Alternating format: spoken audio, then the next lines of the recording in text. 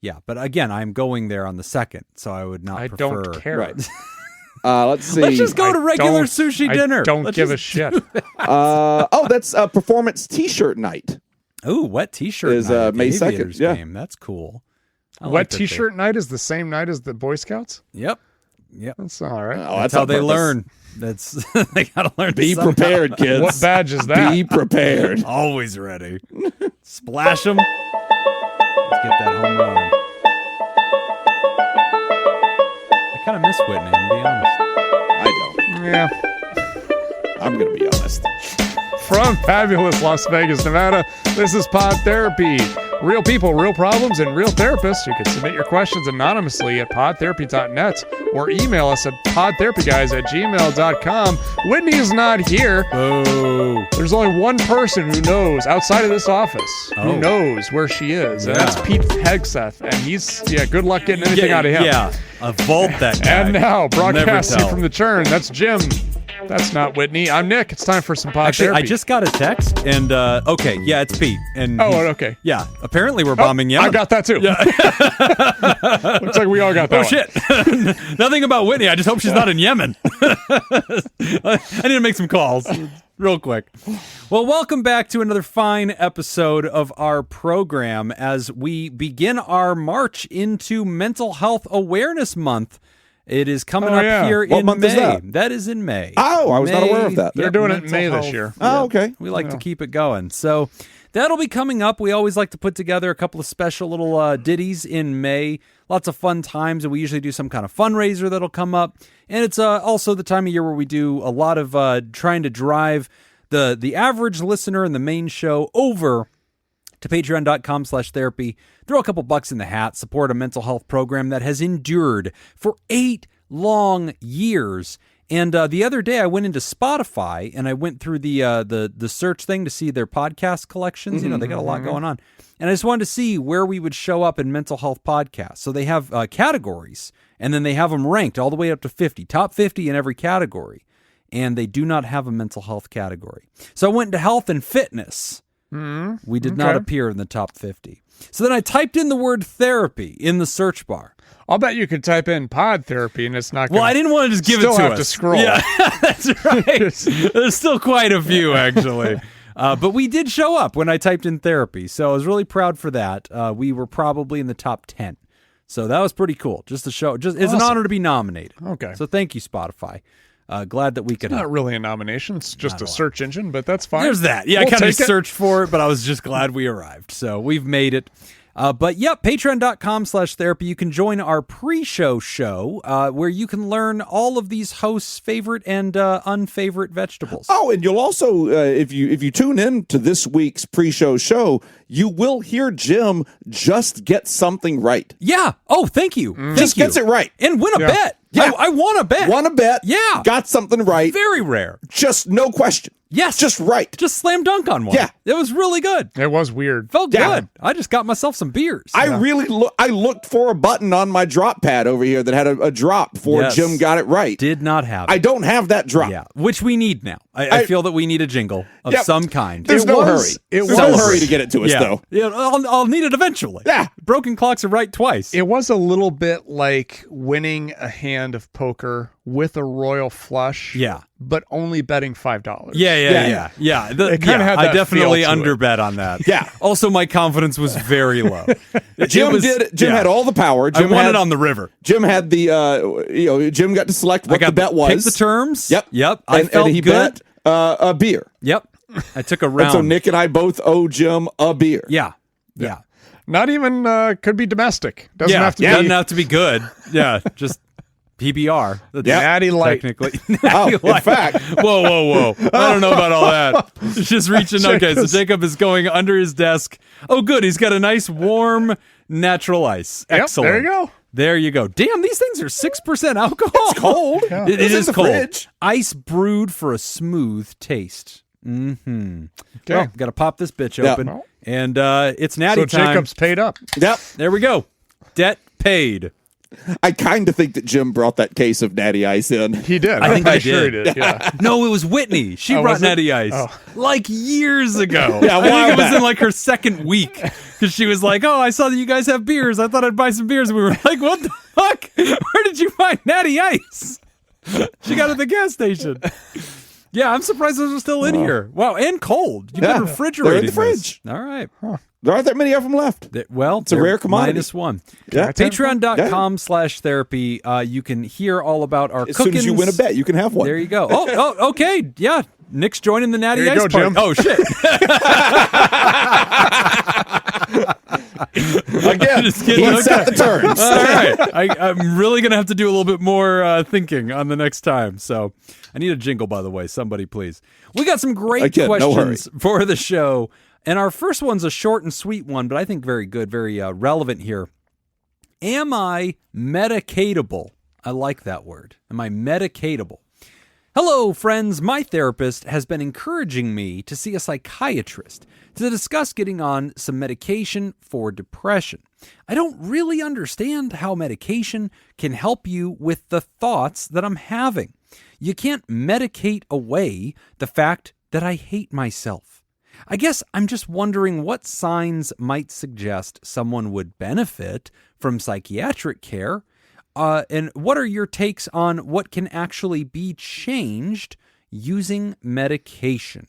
Thanks, Anonymous. I do want to say that if your name were Kate and your write-in name were Medicatable, yeah. that's a really good write-in name for this show. I think, we need to bring back people using fake names that go with the question. Yeah. You know, it's Like very Hungry rare. in Houston. Yes. Like we had like something like somebody Terry or something recently. I think it was in the last was like Thoughtful Terry. I don't know what it was, but Terry was in it, or it might have been Thomas. I don't know. It started with a T. Terrible. That might have been it. Terrible Terry. This story is All right, great. Let's send this one back. Okay. Rejected. Send us back. All right. Send this back when you got a name. Medicate-able. I think we can just call the writer Kate. Kate and Kate, Ashley. all right. Yeah. All right. Let's So do Kate. that. Yeah. So what do we think about depression v. medicine? And this question of like, how often do we even think that's a good idea? I didn't hear depression. Did they say depression? They did. Yeah, they said medicine for depression. Okay, so I get the writer's point. Okay, the writer's point basically saying like, here's the problem. The problem is I hate myself. Right. So what's the pill that you take that To would get unhate you yourself. to not hate Yeah. yourself? Oh, I've got some of those. Okay. Yeah. Uncle Jacob's Pharmacy's I can always help open. you. Kate, I got you. The problem is you're looking for the wrong stuff. Yeah. Shopping at the You're wrong talking to the wrong pharmacy. doctor. Guaranteed You life come talk to change. this doctor. Yeah, that's right. We can fix this. So I'll give you my take on this, which may or may not be worth anything, Results but may vary. I totally understand that because it doesn't make sense. I was right? going to say, it seems doesn't like make it's- logical sense. Right. Yes. Why would this change my thoughts? However, if you think about it, like if there's something wrong with your heart, if there's a defect, then we can notice that in different things, right? In your pulse, your blood Right. pressure, you Right. know, all these different things. If there's something wrong with any other organ, you can see it in all these different things. Yeah. If there's something wrong with your brain, you kind of see it everywhere, like in a way. Right. Like Yeah. it could be anything from your balance to Right. your vision to the way you taste food. And that does include perception. Or Yes. other problems like heart problems. Yes. Right, yeah, Like, exactly. It could be in your brain. Yes. Yeah. And so perception is one of those things. Yes. And so it from that perspective, it does make a little bit of sense where, yes, there isn't a pill that's just going to change your thoughts Right. necessarily. That doesn't exist. But if you are able to medicate your depression and your depression changes how you see the world or how you perceive the world, Right. it likely will have an effect on how you feel towards yourself as Yes. Yeah. Yes. No, that's a really good point, because if you watch commercials for antidepressants, they warn you these could also cause suicidal thoughts. Right. So clearly they have a finger on a button here. Like clearly there is a button that can influence your perception of things, your thoughts. And Ryder, this is a really good question, because a lot of people just think depression is a mood thing. Like it's just I feel the emotion of sadness. And really, it is bigger than that. It is more enduring than that. And that's why when we look at the symptoms of depression, sadness is one of the things, and we're also looking for changes in behavior like anhedonia, weight fluctuation, lethargy. None of those are emotions, right? Those are just behaviors that we're noticing in the person. But another thing that we're looking for in the diagnosis of major depressive disorder is the thoughts that you are having. And actually, we do associate those with that brain disease. And we're going to talk in a second about how SSRIs affect the brain and why this actually influences thoughts. But like, this is a symptom that we're looking for, and it's one that we want to see change. You could ask the same question about therapy. How can therapy make me stop hating myself? And it starts with acknowledging that you're saying these things in your own head, that you are perceiving yourself a certain way, that you are forming a full opinion on yourself that's focused on what is lacking in you, what is unsatisfying, a sense of despair, a sense of stuckness that nothing's going to get better, a valuation of yourself. And so like therapy and medicine are trying to wiggle that perspective free. But a lot of people have this false idea that if they take the pills or if they do therapy, they're going to love themselves. That shit's not true. Like, the goal is to not want to kill yourself. That would be great. Like, we'll take sadness. We just won't want pathological dying sadness, right? Or sadness to the point of despair where you can't do anything. Or, I mean, with a lot of medications really are about what's the word I'm looking for, but decreasing symptoms to a more manageable degree. I was going to say managing symptoms. Yeah, it's more about that than it is about like a cure-all. It's a dulling of the edge of the blade. Yeah, just bringing you back onto the road. Well, I was going to say, too, I mean, there is, you say in your letter that your issue is with the thought and not the type of thought. I don't know quite how to phrase. Hating myself. Yeah. But your issue is like the thought I have is that I hate myself. Right. Will this pill get rid of that thought? Right. And the answer is, of course not.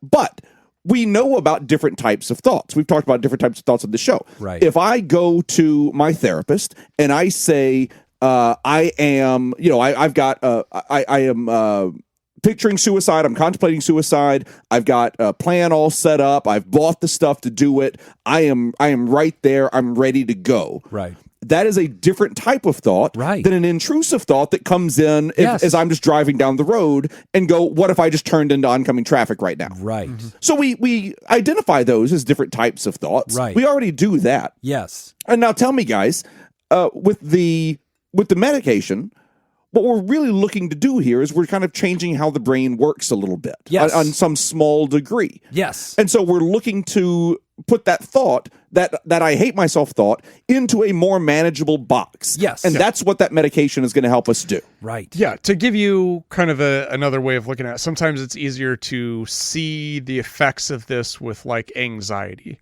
So if you have somebody that is so anxious that they can't work on their anxiety, it's kind of like, let's prescribe a medication to dull this a little bit. Make it a fair fight. Then now psychotherapy can come in and actually provide you some tools to deal with the that's issue. very much the way we fight depression. Depression is a son of a bitch. It is really hard to fight because depression is like a fucking mental ecosystem that comes in. And it's like, it's hard to point right at it. Whereas anxiety usually is very specific. Like you're talking to somebody with anxiety and they're like, I am specifically fearing this. This is what triggers me. Here's my experience. And they're very motivated. They're like, make it the fuck go away. Like, I'll take any drugs you want me to take. I'll do any thinkings you want me to think. I will read a book. Depressed people. Just one, though. Yeah, just one book. Not. Let's not go crazy. And only a coloring book. But like depressed people, part of the disease of depression is it disables your ability to fight it because it takes away your willpower. So then you feel like this gripping despair and you sense that this cannot get better. You lose all your fight. And that's how it starts to drag you under the water here. And it just like slowly starts to win. So you're right, Nick. Like whenever we're trying to fight depression, before we can usually even have a fighting chance with psychotherapy, which is designed to help loosen up some of these thoughts and change and challenge them, sometimes we need the medicine to make it a fair fight. So let's talk a little bit about that. And we're going to circle around to exercise, and I'm going to bring it up now because this is actually very related to the medicine. Good, because I was going to leave, but now that I know now that you know. we're going to come back to that for the rest of the show. So like a famous medicine that we use for antidepressant is a selective serotonin reuptake inhibitor, SSRIs. And all these are doing, you've got these little dripping faucets in your brain that drop these things called neurotransmitters, and your brain needs this stuff. It's just the fluids that run through the brain, neurochemicals. And one of them's called called serotonin. And all this medicine does is sort of clog the drain that sucks back up the serotonin. Okay, so imagine this little sink is dripping. We're just throwing in some tissues. We're clogging up the drain. It slows it down so that we get more serotonin in that sink. And your brain is just getting more of its own serotonin. Now, once we get that serotonin up in your brain, which is why it takes weeks and weeks for this medicine to even work, because we're not really adding much to your brain. We're just allowing the slow and steady buildup of serotonin. This neurotransmitter serotonin stimulates neurogenetic growth. So you have this thing called the dendritic forest. So you have all these little neurons. You remember this from biology class. They show you little like tree endings that are like reaching out and touching each other. Well, we have seen that in major depressive disorder patients, their dendritic forest, the little trees, they get scarce. And so they lose touch with each other. The density starts to thin out. And the serotonin we've discovered, which rigorous exercise can also do, increases the density of that forest. It stimulates. It's like a fertilizer on the tree forest that's causing it to bloom. And so we're getting denser dendrite connections. As we get that, we're noticing a stabilization in mood. So the spikes and the valleys are lower and higher, right? So the spikes dampen a little bit, so people don't feel as much anxiousness, as much negative power emotion, and the lows kind of raise a little bit. So they'll say, you know what, that despair just turned into more like a moderate sadness. And some people will say, look, I actually feel kind of numb on this medicine, which we'll take compared to something like major depressive disorder, right? We can do numb for a while. We'll take that. So people will tell us, I'm still having the thought, I hate myself. It bothers me less. And it kind of equate this to another emotion like irritability, right? So you might say, I'm so pissy whenever I don't have any sleep and I'm sleep deprived, my kids are making noise in the house, and it's the same thing they always do, but I am fucking furious and I'm throwing the remote control, I'm yelling at the kids and I'm stomping upstairs. I'm so angry at them. Those sounds just bother me.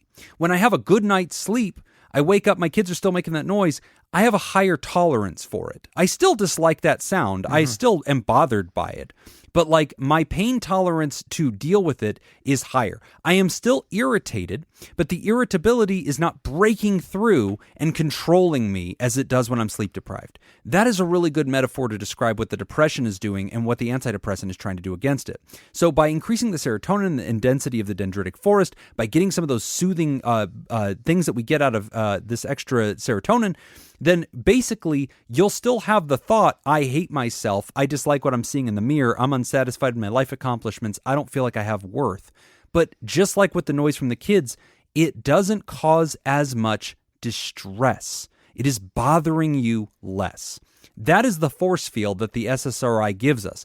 And that is the opening that we often need for psychotherapy to jump in and now get to those thoughts and start challenging them. Just like the guy who's had no sleep and is like, I really need therapy to help me deal with my kids better. I don't want to blow up on them. And it's like, well, number one, let's get your brain a fighting chance, right? Let's get your 8 hours. Then I will come in alongside you and we'll start working on the anger cycle, and we'll start working on cognitive distortions around your kids and understanding your relationship with these noises and blah, blah, blahs, and behavioral interventions you could do to manage your kids differently or change your house differently. But without that brain chemistry, it's a really hard fight. So when we're fighting depression, we usually talk about like the triangle, like we're trying to wiggle all the corners of the triangle. And the 3 big areas that we're trying to wiggle to just kind of break depression free in the person's life. 1, biochemistry, so that's the medicine option. It's also nutrition. It's also fitness as well, can be part of the biochemistry side. Another piece of the corner is the cognitive side, and that's where therapy is usually very involved. And then the last piece of the corner is actually, so we got biochemistry, we got cognition, lifestyle. And so like anything we can, that also is usually where we're going to find fitness. But getting you out of the house, getting you into sunlight, getting a job, getting a hobby, getting friends, socializing, saying yes, reading books, listening to music, doing anything the fuck differently than you did before. If we can wiggle all 3 corners, sometimes we can jostle the depression loose over time. But a lot of times it's an endurance challenge where we're going to get better if we do everything, throw the kitchen sink at the fucking problem as long as we can. And eventually this cloud that's over us, this ecosystem will dissipate and people will get better. But writer, we got to throw everything at it. And that's why that medicine can be helpful. Mm-hmm. It's just a tool in the toolbox. It's not going to fix it. Yeah. And I think that's, I think Jim used the analogy of 4. I kind of use like a 3, like three legs on a stool. Yes. Like psychotherapy, psychopharmacology, and then lifestyle/exercise, kind of being the third. And each of those is going to be very important, and they serve a function. But Jacob's right. One of those is just one by itself. A lot of times is not going to fix this. It's usually a combination of those 3. And on this topic of depression, there is some really great research. I actually was going to forward you a really great article/podcast on this. And I'll plug the podcast. Great show. Psychiatry and Psychotherapy podcast. Really, really good. Been around forever. Run by a great psychiatrist. They go deep into it. He uses all of his grad students to like do research papers for every show. It's really, really good. It actually qualifies you for continuing education. It's really, really cool. You could take tests after it and get CEUs. What would we need to do? Probably less dick jokes. A few. Yeah, we'd have to cut it down a few. How many less?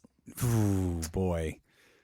If it's more than one, I'm not game. Okay. Yeah, I think it's like fucks for the R rating. I think like maybe you get one. Because I was thinking I'd just bring it down like half a joke. Yeah. Maybe just like give the setup, but not give the punchline. We should do that. That would be a great show. Is just keep setting up dick jokes and never delivering.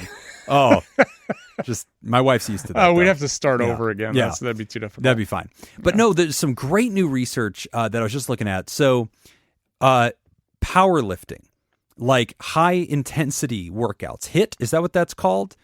So high intensity interval training. Yes. So research showing that powerlifting, or maybe the word powerlifting is not correct, but like powerlifting is going to be different than HIIT. Well, it is in a way, but yeah, go on. So it was high intensity stuff. So not endurance work, not necessarily cardio work. It was lift the fucking thing, go big. Oh, okay. And huge data showing that was having as good or better of an effect than a lot of the SSRIs. Oh. And it was fascinating. And but this is something, so like metabolic psychiatry is this whole new area. I actually sent you a link to a clinic that's just doing an entire residential treatment program. Oh, yeah, I saw that. That's metabolic psychiatry based. But like the other big piece of research was ketogenic diet. And like that, another one that was really doing a lot of work for epilepsy and also for depression. And so it's like really fascinating. You think about like your microbiome and like all the hormones and endorphins and like the way that the brain-body connection works. All this stuff is interrelated. And so like it really is interesting, Ryder, because you think like, what the fuck can any neurochemical do to my thoughts? And then you realize, bro, you are neurochemicals. Right. Yeah. Like that's all you fucking are. That's what we are. Yeah. Yeah, I can get you to think thoughts about ladies by injecting a fucking chemical into you. And you're like, how did you control my thoughts? It's like, testosterone, motherfucker. Yeah. Like, that's all I do. It'd give you some of that. I mean, it is really interesting that how exercise basically turns your brain into its own pharmacy. It does. Yeah. And it basically allows for all of these things that are already floating around in there. Like, Jim's talking about SSRIs. SSRIs are just allowing for serotonin. A substance that's already there to work better. That's it. That's all it does, and it's, and I brought this up, I remember in a few episodes ago about like how, when we're exercising, muscles will burn fat molecules for fuel. Right. Right. And so the release of these fatty acids into the bloodstream, it releases fatty acids into the bloodstream, which are then carried on transport proteins, as is tryptophan. Right. The turkey stuff. That's it. Yeah, exactly. The turkey juice. That was the same turkey juice. That was the exact same joke that you made last time. That's the only word I know that goes. Yeah, I know that tryptophan is turkey stuff. It's not even a joke. It's not a joke. It's a statement. Just a thing that he says. Yeah. Side note. Okay. Last episode, episode title for the Patreon part of the show. He called Concrete Jungle Wet Dream Tomato. Yes. In reference to a joke, or it wasn't a joke. It was a reference made by the Hawk Tuah girl or whatever. Oh. So when we were doing the New York City trivia, we were talking about New York City. He made that reference. Yeah. And the three of us did not respond to it at all. Correct. Yeah. And then he made it again later on in the show.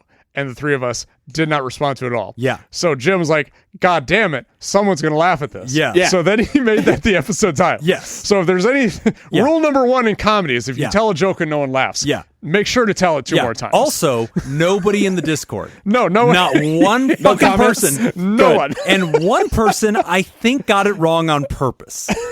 And said, "Oh, Jim's making that is like a Frank Sinatra reference," and I'm like, "It's Beyonce." Like, what the fuck? And so, like, I jump in and correct them. And now that I'm looking back on it, I'm pretty sure it was a bait. I think they did that to piss me off. Probably. Yeah. So a masterful bait. You were talking about turkey juice. Okay. So tryptophan is carried on these transport proteins, but now it has to compete for spots because the free fatty acids are also on these transport proteins, which means you have an excess of tryptophan, which gets in, passes the blood-brain barrier, goes into the brain, and while tryptophan is essential for creating serotonin, right? So now you're inducing basically just creating more of it. That's right? hilarious. And so, like, I mean, so exercise is useful for that, number one, because it definitely has a huge effect on biochemically what's happening in the brain. Yes. So it does that, but it also does a lot of other things too that, like, other forms of therapy like equine therapy or experiential therapy and things like that do, which is that it kind of puts you in a position where you kind of learn more about yourself and you kind of push your limits. And you're like, oh shit, I didn't think I could do this. And look at what I just did. This is amazing. I just did this thing, Yeah, novelty is a big treatment for depression. Yeah. Doing something, learn a fucking language. Yeah. Like, go somewhere you've never gone. Do anything different. Being able to, like, have those experiences, it kind of puts everything else into perspective. Like, oh yeah, maybe I can handle these depressive thoughts because I didn't think I could deadlift 225 pounds, and I just did that no problem. Yes. And now, like, it's anything it's novel, anything useful. new. Exercise definitely releases tons of stuff into your brain and does increase the dendritic density as well. But, Ryder, just my last thought on this, hearing you say, I hate myself, I just want to also remind you that in mental health, we associate that thought with a delusion, okay? Depression is a delusion to us. It is a false narrative that is not true. And it's so deadly because to your bones, you believe it is true. And everybody that's being nice to you, that's trying to talk you out of that thought, they are lying, or they're trying to be kind, or they're merciful, or they pity you. But the real objective truth is that you do not have worth, and all of your worst criticisms of self are true, and that feeling is a fact. We know that is not the case. The reason this is a diagnosable illness in a human being, a disorder of an organ, which in this case is the thinking brain, we know that is true, that it's lying to you because this is delusional talk. These are false narratives. They are false perspectives. We know that because we have studied this for a long fucking time, and we can see that when people have these symptoms of depression, they start thinking this way. And I tell you that, Ryder, not to invalidate your realities or what you're going through, but to challenge them and insist that you disbelieve them. Okay?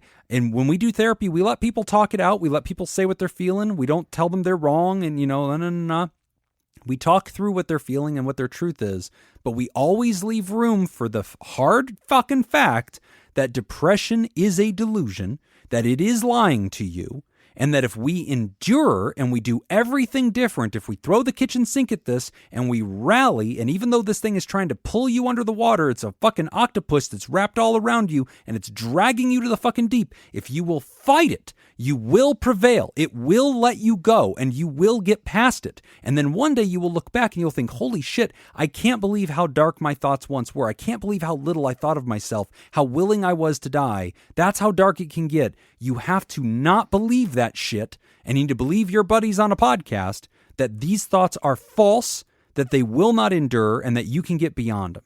And if you have to take some medicine to make it a fair fight, Ryder, I hope you will do that, because that is what is clinically recommended. And also, I think that's one of the things that, we talk about, people asking like, well, do I have this diagnosis? Do I not? And we're kind of on both sides of that fence. Like, okay, yeah, maybe you do, but understand what a diagnosis is and what does it actually mean. But some people get a lot of relief from having a diagnosis. And I think this is one of the cases in which that can be very helpful. Yes. Because especially for people with depression, where they feel like this is me, like my depression is me. Right. And then when they get that diagnosis of major depressive disorder and they realize that, oh shit, no, that's not me. Right. That's something I'm dealing with. That's a condition that I have, but that's not me. That can be very helpful. Absolutely. Depression is like a fucking parasite in your brain.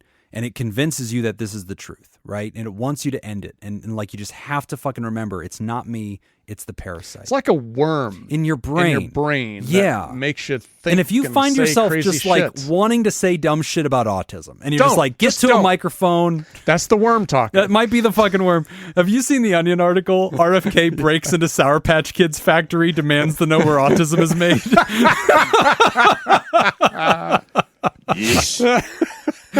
Anyway, Ryder, hang in there. Take your pills, buddy. There's nothing wrong with taking a little medicine. Do what the doctor says. Do what the docs tell you to do. We're going to take a quick break, and when we come back, we are talking about the difference between fault and grace. You're listening to Pod Therapy. They're spelled differently. That is Spoiler. true. Spoiler. Done. Today's episode is brought to you by Judy Schneider, Leon Kassab, Carolyn Albert, Sammy Scoop, Sarah Smith, Mike Helm, Darren Cunningham, Cody the DeLorean Guy, Brady Malechek, and Gabriel Adams. Would you like to sponsor the show? Become a therapy producer at patreon.com/therapy. So is this going to be a 1v1 trivia, or are you blind? Let's do it. Okay. I can't be blind. All right. 1v1.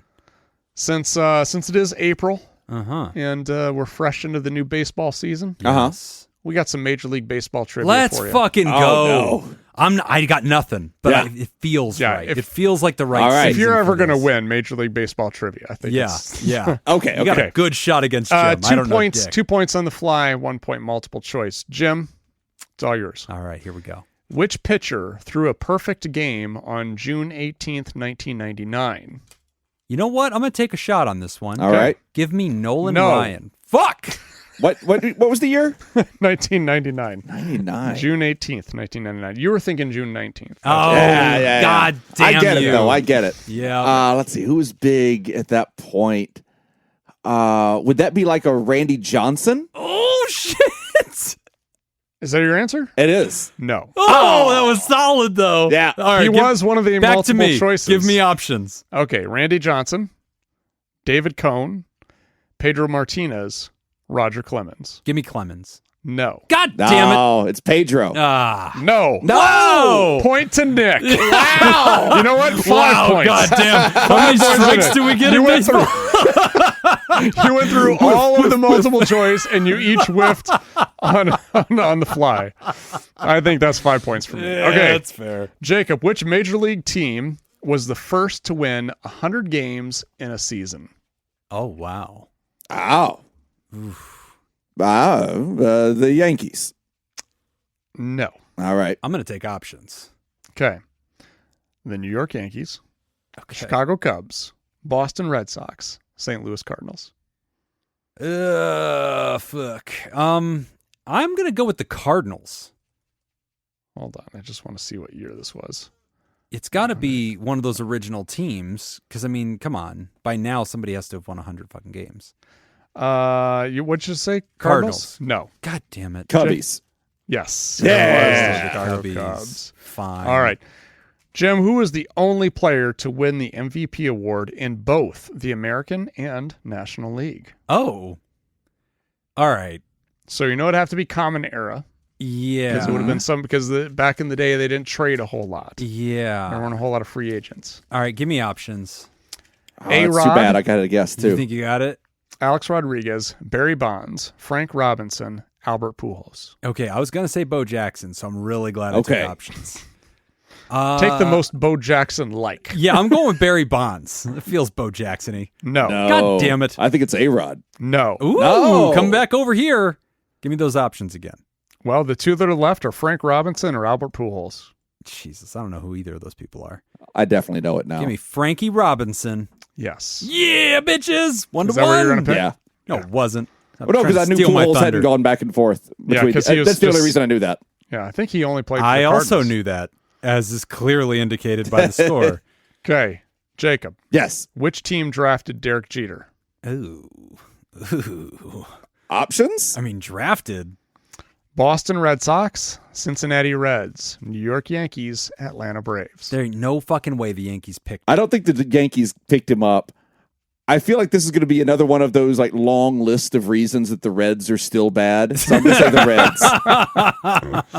I like your reasoning. I like your but you're reasoning wrong. too. All right. Yeah. I want you to know spiritually, Yes. though. Yeah. I see that point, and you deserve it. I mean, honestly, the Twins would have been the perfect Yeah, answer because they draft everybody and get rid of Clearly. them. Right. All right, so no Yankees, no Reds. The other ones were Sox and who? Red Sox or the Braves? Or the Yankees. We don't know for sure that the Yankees aren't it. I'm going to take the Atlanta Braves. No. God damn it. Is it the Sox? No. Wow! Point for Nick. It's It was the the Yankees. Yankees. Jesus, another dime. I'm kicking ass. You rule. Dude, we're really bad at baseball. Damn. These are tough questions. All right, so we're 1-1 to 10? To 10. I think so, We yeah. get 5 every time we fuck up that many times, right? Yeah. Yep. That's fair. Oh, it's going to be a steep climb out of this hole. All right, question number 2. I thought we already covered this. Spelling. Oh, that's right. Fault. Yeah. All right. Difference between fault and grace. I recently listened to one of your episodes about addiction, Sorry. and it sparked a question. I really struggle to find the line between giving myself grace when I fail and engage in a negative behavior while still taking responsibility for what happened. I guess I feel like every time I fail, it has to be completely my fault, because otherwise it would mean that I'm not in control. If I could have stopped it and didn't, then it's my fault, and I feel so guilty for having failed. If I couldn't have stopped my behavior, then that's horrifying because it means that I don't have control, which means I might never be able to fix it. So, how do you balance these two things? Hopefully this question made some sense. It's confusing my brain too. Thank you, Anonymous. See, this makes perfect sense to me. Good question. Yeah, because we talk a lot about this in addiction recovery. First off, I would ask you to kind of think about what that word means to you. Okay, because based off the question, it doesn't sound like it sounds like the way that you have attributed it is it's more than just fault. So we like to talk about, or at least I'll speak for myself, the difference between guilt and shame. Right. Okay. So guilt means I recognize that I did something. Right. My actions caused this result. Right. I am guilty. Yes. That's it. Shame is something you pile on top of guilt. So guilt is I did this, I'm responsible. Shame is I'm a shitty person because I did this and I'm responsible. Right. Those are two different things. And I kind of picture this as being similar to that. Yeah, I like that. I like that a lot. And this is a really good question because, like, we do see addiction as medicine, right? As science. And we do look at this as a disorder of the brain. And it is very complex. A moment ago, we started talking about the complexity of depression and how there's all these metaphors we could use, like a parasite, and your brain is functionally broken and you can't believe it. So, like, this is where I kind of place this. And Nick, I'll be curious if this resonates in a good way. To me, if somebody has what I consider to be the disease of addiction or the propensity for addiction, but usually by this point it's manifesting and they're behaving a certain way, I've always said, like, you're not responsible for that, right? Like, you're not responsible for having this unique way that your body and brain wants to interact with an intoxicating substance and the dependency that quickly can form. Like, there's a lot of factors here. I consider that a disease. But there is a behavioral component to this that you are responsible for. The metaphor I've always liked is a blind person's not responsible for being blind. They are responsible for starting the car and trying to drive. That's on you, asshole. Like, you should have known, right? And if they're like, no, I'm not blind, I'm sure I can do it this time, you're in a bad case of denial here, and all the destruction that you're about to cause in your life and the lives of everybody else on this fucking street, it kind of is your fault. And then whenever you finally crash the car and you've destroyed people's houses and destroyed people's lives and your own, and you're all sorts of messed up, we drag you out of this burning hunk of metal, and then we're trying to talk to you about it, and you say, guys, I'm not responsible for all the wreckage I've caused. I finally accept that I am blind. Yes and no. Like, you're not responsible for the fundamental condition that led to this becoming a problem. You do get held responsible for the mess. It'll be your insurance paying for all the damages, right? Yeah. You need to get out there and make it right. And it's okay that people are fucking pissed at you. And you're allowed to take ownership over all the damage you have caused. As long as that damage causes the conviction in absolute fucking steel that you never forget again, you have a disease. Your eyes do not work. You cannot pretend that that is not true ever again. That, to me, is the balance between those two things. I would agree. I think, the way that I just kind of think about it too is like if you're driving, I guess a good example or similar example, like you're driving a car and you have a medical episode. Right. Okay. Whatever happens, you are legally at fault. Right. Yeah. Right. Now, that doesn't mean that you intended to have that medical episode. Didn't want to hurt anybody. Yeah, it does, and it also doesn't mean that you had the intent to do anything wrong. And I think that's one of the things that happens often with addiction is like the addicted person really truly believes that they're going to be able to do this and get away with it. This time it's going to work. Yeah, like it'll be fine. I can do this without my family knowing. Right. And I can do it this one time and I can maintain my job. It'll and I be can do fine. it this one time and no one's going to get hurt. Yep. They may not think through it very well. Exactly. They might be wrong, Yeah. but they do believe that at the beginning. Oh, Yeah. Oh, and yeah. I think, and that's like, yeah, you are 100% at fault for that. Yes. You are legally at fault. You did this, this led to this, which led to this, right? There's no real debating that. But the big thing is like how so now you know that, what do you do with it? Right. Right. And do you move on? Can you adjust your life? Can you make changes to ensure that this doesn't happen again? Can you work on fighting the delusion? Right. This idea that, no, I can handle this. I can Yes. maintain this. I can still do these things. Can you still work through that, create a functioning life? Because again, so many people try that and they cause more havoc. Yes. They're still responsible for those choices, but we do also understand that this is Yes. part of the Are disease. you submitting to the truth of this problem, right? Which is the thing I think we've always admired about the 12 steps. Mm-hmm. And again, 12 steps are not a magic recipe. They just stumbled upon something that later psychotherapy would solidify and try to push forward, right? But they found it organically, and that was the very first part of their program is you've got to surrender to this truth. Your life has become unmanageable. Your willpower will never be sufficient to fix this fucking problem. Mm-hmm. Your eyes don't work. Your eyes will never be able to see the road. And if you're going to keep pretending like that shit's not true, you're going to keep getting the same results. So the beginning of their program starts with a complete and utter surrender to something you don't want to be true, and a recognition that your life is unmanageable and that you are never going to be sufficient to do it, right? You can't do it. And they defer to the higher power thing. To me, it's just about a complete surrender that if I am one-on-one with my own brain, I am outnumbered. I will always lose because it is my brain that has the disorder. Mm-hmm. And that becomes the next part of the program, which is a desire to make it right. A desire to make amends, to apologize to the people you've harmed, to make reparations when those are possible, when you are wrong from now on, to promptly admit it and to take ownership of what you do.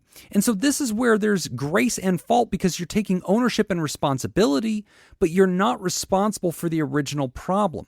We often say you're not responsible for the disease of addiction. You are 100% responsible for your recovery.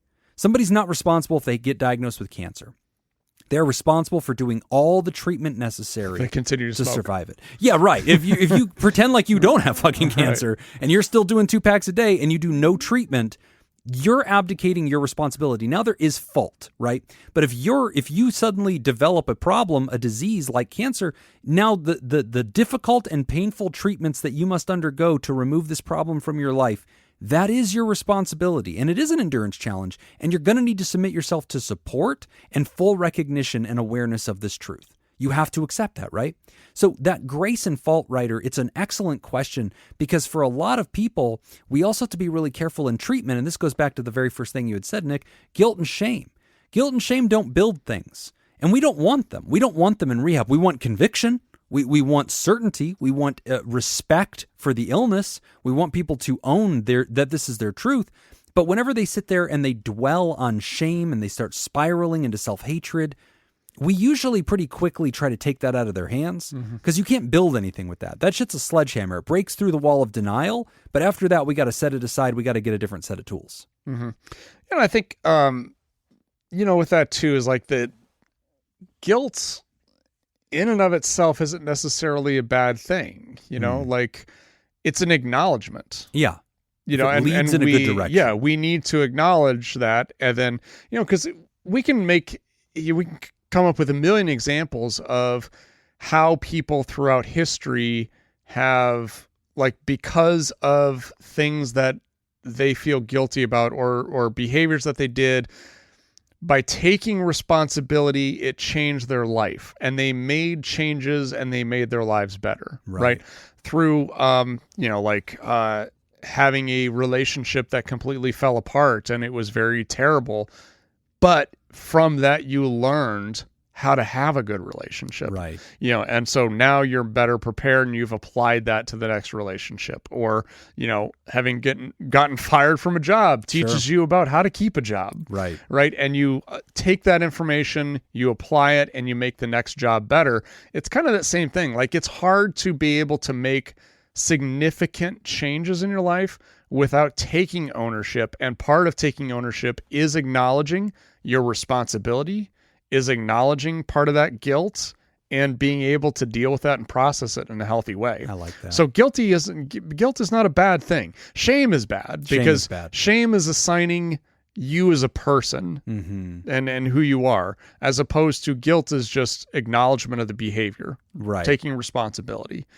There's nothing wrong with that. Well, a couple of shows ago, we were giving advice about parenting, and you had talked about with the child, be upset at the behavior only. Don't tell the child they are a type of person. You're not a liar. Right. You lie. You are lying. Lying is bad. Yeah. You are not behavior bad. Lying is bad. I don't like that. Speeding is bad. You are not a bad driver, Jim, as the officer told me. I don't remember. Don't remember that. Deep in my soul, and he just let me know my friends are wrong, and I'm a good driver. Okay. That's why he didn't give me a ticket. And that's the delusion I was talking about, right? Okay. Oh, okay. That's what I'm talking about. Hey, look, but this is the point. I accepted responsibility. As soon as he walked over, I said, okay, U-turns are not allowed here. I get it. Jim needs to get tickets. He does. Buddy, I've had them. I think that's also Not why enough. they don't, and this they is don't why, give them to me because they know they don't work. Again, this is why, too, like sometimes family members of people who are addicted to drugs or alcohol will say, like, no, they need to be arrested. Right. Yeah. They need to spend some time in jail.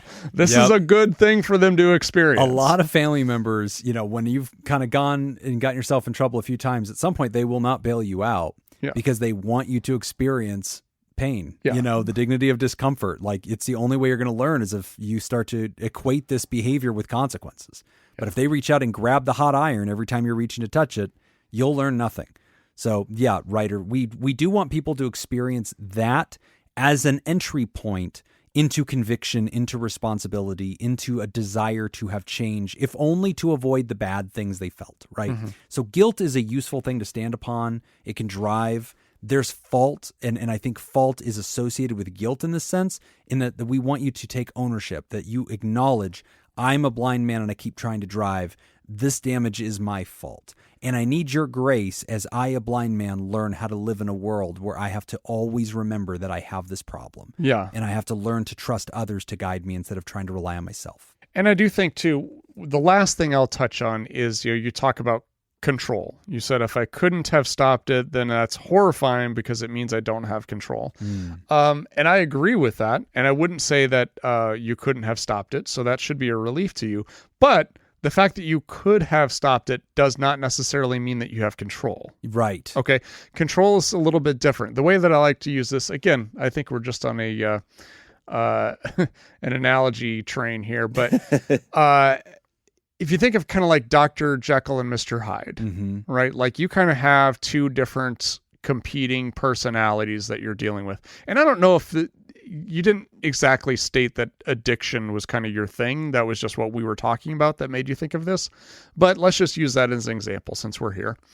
If let's say I've got Nick and I've got Nick's addiction. Addiction, I believe. Yeah. And Thank you. Yeah.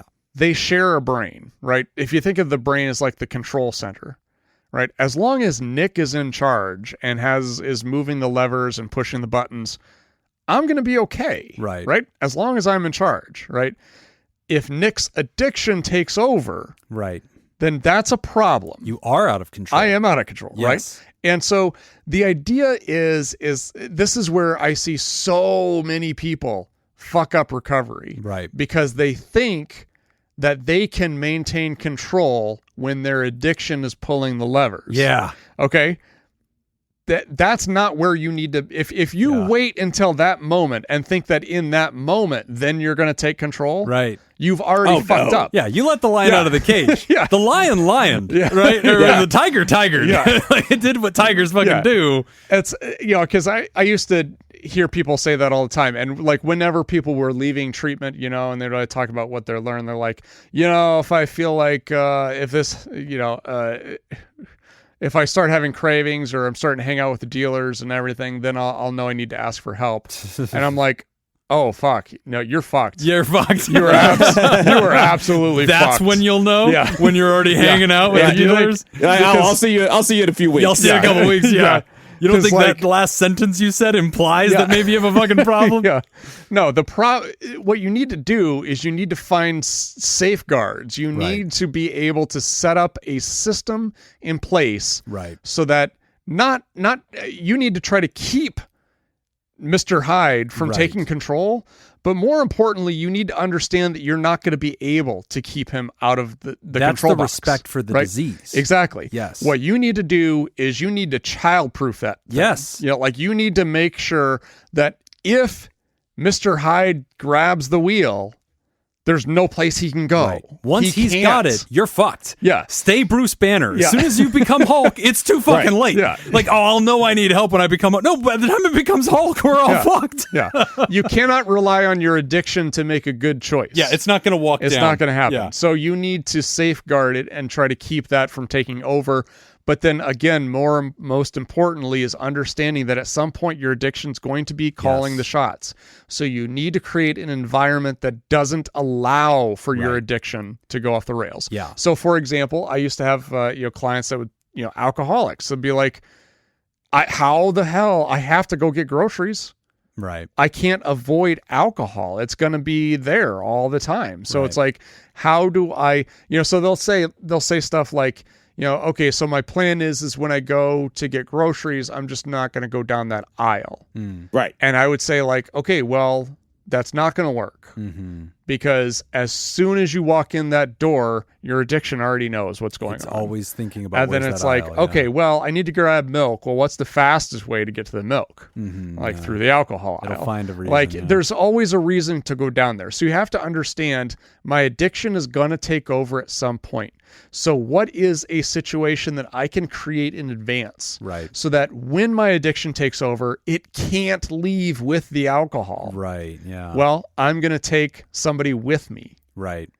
They don't even need to know why they're there. Yep. I'm bringing a buddy. I just need somebody there that if I wanted to do that, I couldn't. Or I'm going to call my sponsor and be on the phone with my sponsor while we're there. Yeah. I'm going to leave my ID in the car. Doing something like that is going to be one way of. Well, and there's a saying with roadblocks. alcohol, the only drink you have control over is the first drink. Right. Right. And this goes with your metaphor perfectly, which, by the way, if you ever look into Dr. Jekyll and Mr. Hyde, it was a tonic that brought Mr. Hyde. And it's a great analogy. I think that if the book's short enough, we should make people read it in rehab, because Mr. Hyde, when he's in that, Hulk state, Mr. Hyde, he will hide the tonic in places that Dr. Jekyll will just accidentally drink it. He'll just like put it in his fucking coffee, and then just like leave it there. And then, the next day Dr. Jekyll's just wandering around and he's like, oh, I need some coffee. And then he drinks it like, God damn it. And he becomes Hyde again. And like, haha, like the bitch was like, and this is exactly what you're talking about. Like, we do want you to accept that if Mr. Hyde gets control, you do not have control. So in a sense, you are powerless, but you can learn preventative measures to keep him from ever getting in charge, right? You can stop him from ever coming out. But this goes back to your point about the person that says, if I hang out with drug dealers, I'll know. It's like the blind guy saying, well, I'll know that I shouldn't be driving if I hear a bunch of honking horns. Like, no. You're still playing. You're not taking it seriously, right? you shouldn't ever hold keys in your hand. You should never be getting into a car. You should always be on a bus, like, or in an Uber. You should never. But if you're not taking that seriously, if you're getting close, then yeah, you're eventually going to lose control again. No, I think one of the reasons why people don't necessarily take it seriously is because cravings are intense. Right. And that's one thing I think the average person doesn't understand. Yeah. Is it's not like, it's not like how I crave a donut. Right. It's more like how I crave water Or air. when I Yeah. haven't drank Right. water in 24 hours. Right. It from the brain's perspective, it thinks that this substance is necessary for survival. Yes. So it's sending messages that are that intense. Right. And I think that's one of the things that happens with people and why they feel so guilty is they're just like, why can't I figure this out? Right. And it's, well, part of it is because the intensity of these messages that are being sent makes it really difficult. Yes. Now, that doesn't excuse behavior, right? Right. You're still going to be responsible for the behavior, but we also have to understand that, yeah, it is difficult. Yeah. It's not, I genuinely think that people who do have substance use problems, they're not, when they go to court and they tell the judge, I'm never going to use again, they believe that. I Right. truly believe. Yes. Most of them really, truly believe that they're Done never going to do it forever. again. Yep. But it's one of those things where it's like, holy shit, I need a drink of water. I am so thirsty. I need a drink of water. Yeah. I think I can do this one last Right. time Right. Yep. with no one noticing. Right. Right. Or there's And some then- excuse for it. Yeah. I'm the blind guy. I just need to drive really quick. It's less than just a down the mile street. down It's the street. I I don't worry. just need Yeah. a coffee. Which apparently Stevie Wonder used to do. Oh. Yeah. Okay. I've heard these stories. Apparently, there are stories of Stevie Wonder, like he would get his driver to pull over like half a block from where he was going. Oh, yes. And he'd like pull his own car up and like get out of the car To mess and, with and people? walk into an event. Oh, that's Yeah. great. Yeah.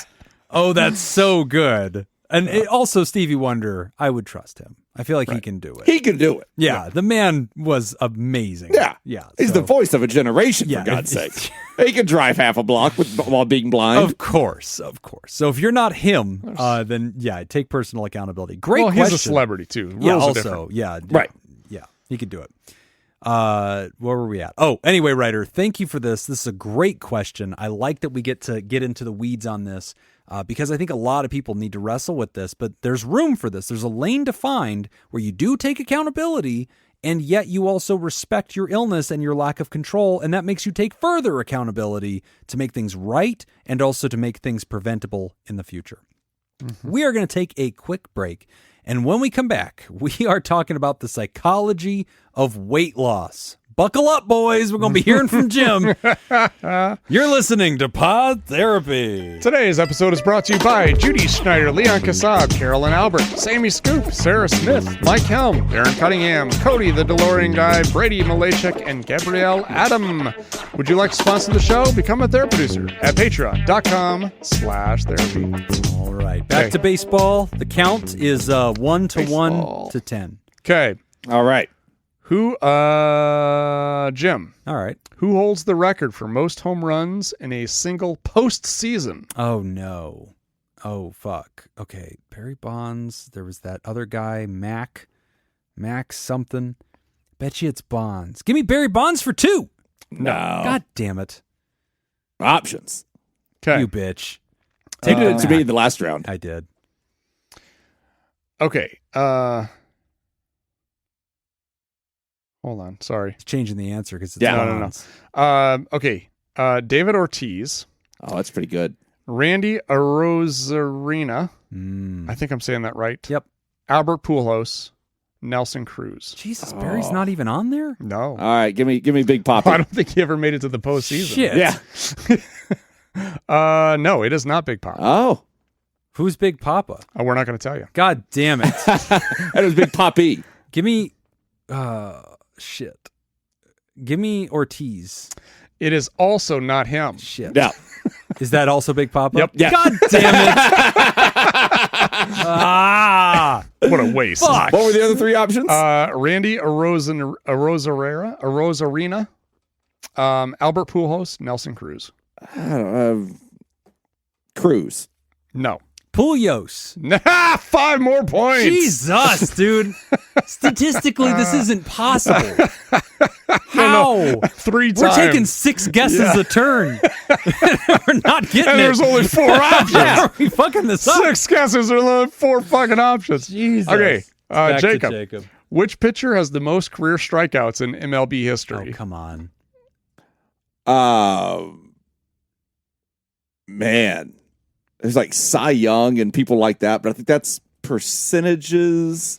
Nolan Ryan had a fuck ton of strikeouts. I think Nolan Ryan or Randy Johnson. Yeah, they're up there. You're also forgetting about Greg Maddux. I was going to say Maddox was he got a lot of outs, but he got a lot of like ground ball and pop up outs too. Yeah, that's true. He was a tactical pitcher. Yeah. So. All right, give me options. Roger Clemens, Nolan Ryan, Randy Johnson, Greg Maddux. All right. Son of a bitch. Johnson. No. It's Clemens. No. God damn it. Not Maddox, the other one. Yeah, Randy Maddox Johnson? is obviously a red herring. He would not have given that to us. No, Nolan Ryan. That's one we didn't guess yet. Yeah, that's the one you want? Yeah. Yes. Okay. Of course. Oh, so close to 5 more points. All right, Jim. Which MLB stadium greedy. is the oldest still in use? Shit, you discussed this the other day. Somebody fucking brought this up.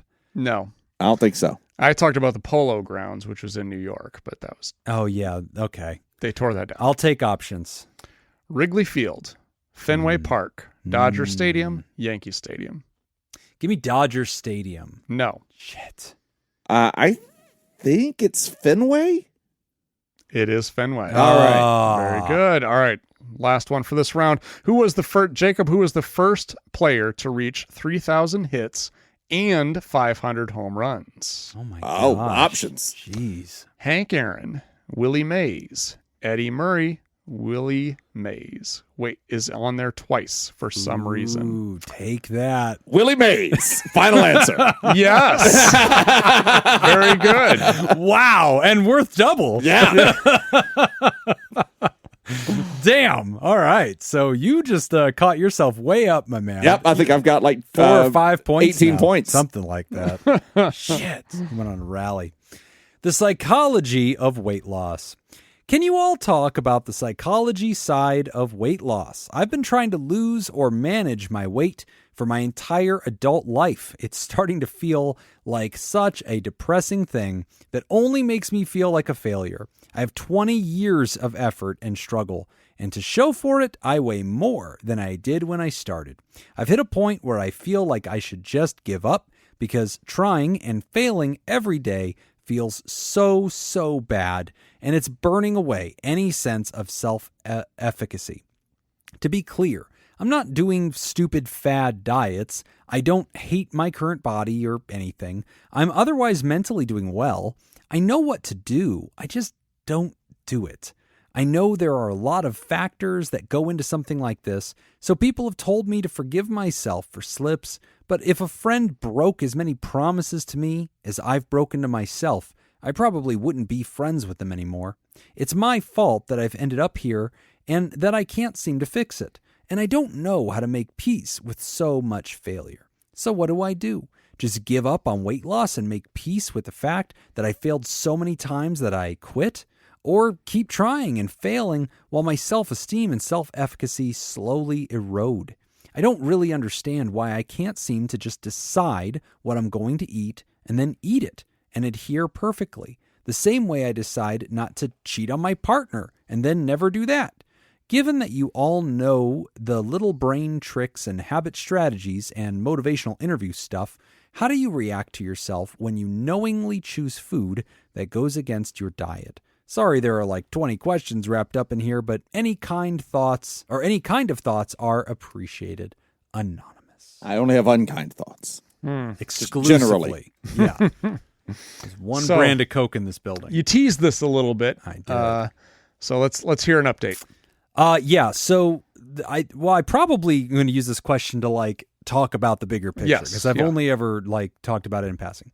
So I've been overweight probably my whole life, except being a kid. But like puberty did it all, right? Because like you're growing so fast that like every time you start to get overweight, you thin back out again. Yeah, because So you get taller. You just keep getting taller. Yeah, exactly. So like At some point, you I stop getting stopped taller. growing, yeah, and that shit all caught up to me. And so from like that point on, That'd be from good early if I was 10 adulthood- foot tall. Yeah, right. I looked into my BMI. It turns out I'm too short. Yeah, that's always the bit. So for me, in July of 2024, I got on the scale and I was real close to the heaviest I've ever been. So I'm 6 feet tall and I was about 250 pounds. And I've probably gotten above that before, but I've never clocked it. I've never gotten on the scale and seen that number. So I don't know that it was real to me. So I hit 250 and, really can relate to this letter. Like so many times in my life, I've said, okay, that's it. I'm going to start doing this the right way. And it's not a lack of knowledge. Like we all know that 2 slices of pizza is bad, and like you can learn about carbohydrates and you can learn about proteins and you can count calories. And I have done every single one of those things throughout my life and over and over again failed. And like it's because you were counting them too late. Yeah, it turns out I thought it was, like it's a golf thing. It's like lower is better, and I was going the other way. Oh no, yeah. I mean you were counting them after you already ate them. ate them. Yeah, you need to do that beforehand. Oh, Yeah, that was 3. Yeah. 4, 5, 10 M&Ms. So it is really, really defeating, man. And like, I want to be careful not to open up my own like emotional bottle on this because I relate too much to this letter, and it is tearful. I mean, I can't remember how many times like you're looking in the mirror or you're talking to your doctor. Several years ago, I was diagnosed with fatty liver disease, and famously on the show, I announced I haven't been drinking for a while. It wasn't something we talked about on the show, but it was something that like would periodically just get mentioned, like Jim doesn't drink anymore. And, I didn't have an alcohol problem, but my doctor had told me like, bro, you have what was called severe steatosis. And so when you're just FYI for liver disease thinking people, there's 3 phases of liver disease. There's steatosis where you just have fat and that comes in mild, moderate, and severe. So think of 1, 2, 3 stage. Then there's the second level, which is fibrosis. This is where scarring is starting to appear on your liver. It is in different phases of reversible, and that also has mild, moderate, and severe, so levels 1, 2, and 3. Then you break into cirrhosis. Once you're into cirrhosis, it's bad news bears, and there's levels 1, 2, and 3 for that. So I was at stage 3 steatosis. In the first phase, the fatty liver part, no scarring yet, but at a very severe stage of that, where basically my doctors were like, fibrosis is imminent. Your liver is going to start scarring as it's dealing with this. And of course, for me, I'm like, I don't even drink that much. How the fuck is this possible? And then, of course, they educated me and said, no, homie, you have accumulated enough visceral fat that's sticking to all your organs and especially your liver. Your liver has packed it in there that it's now inhibiting the function of your organs, which was news to me because I really thought fat was just something that goes around you like a bubble shield. I just thought like, I see it on the outside. It's not on the inside. It is around my waist. It's around my stomach. Fat. Yeah. It's 2 different types of fat. Had no idea about visceral fat. Yeah. And so they're sitting me down and did a lot of good psychoeducation with me that I needed to help me understand the reason your liver is being hurt is not because there's fat on your body, it's because there's fat in your body. And like your liver's holding on to this because that's actually something it's supposed to do as a way that it burns the energy when it needs it. But it never gets to burn away the fat because you're constantly giving it a whole new supply of carbohydrates and more calories, so it never has to touch this stuff. This is why we get into calorie deficits so that our body will use more of its calories than it takes in every day. And essentially your fat is a giant battery system and you just start using your batteries. And that's what you need to do in order to release the fat, right? So I relate to this letter because for my entire adult life, I would go through these periods of working on it, trying. And for me, and I'm about to reveal how I lost all the weight, and I'm still losing weight, but it is a very controversial thing. And so I have to be really careful with that. Today, cut off your legs. I cut off both legs and the fatty liver gone because I just cut it out. Just get rid of that. You don't need a liver. The weight just fell off. Fell right out of me. So today I'm down to 190. And I want, my doctor and I want me to get down into the 170s. So I'm still chugging along. But I've reached 190 a long time ago. and just kind of have been living in the 190s all of April and just kind of taking a break and then getting back into my pattern. But the way I did it was with intermittent fasting. And so like, I get it. That is a really controversial thing. For me, where my brain clicked was two things for myself. One, realizing that the best diet is the one you can stick to. And for me, I fail when my goal is to approach every meal and make a healthier choice on that meal.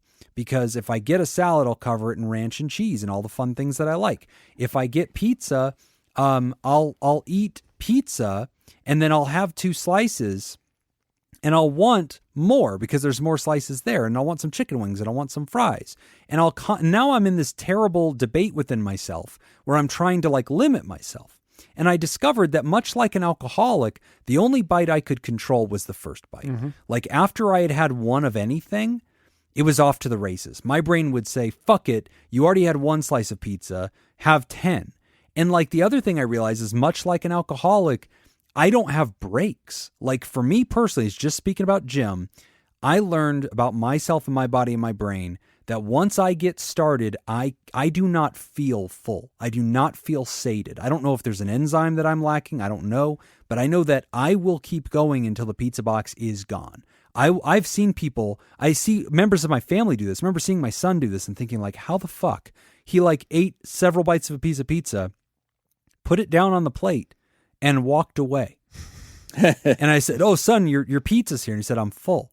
And I remember thinking like an alcoholic can see a guy drink half a beer and then go to throw it away and be like, what are you doing? You know, like, or drink half of a whiskey and be like, lick the ice cubes. Like, what are you doing? I realized like I would eat all my food. I would eat all the food that was left. I would eat the leftovers of everybody else's plates. I never felt sated. So for me in my mind-body relationship, I realized, okay, I need to just not have anything. I need to have periods of time where it isn't about learning portion control. I'm not telling myself I'm only going to have light beer or I'm only going to have half a beer.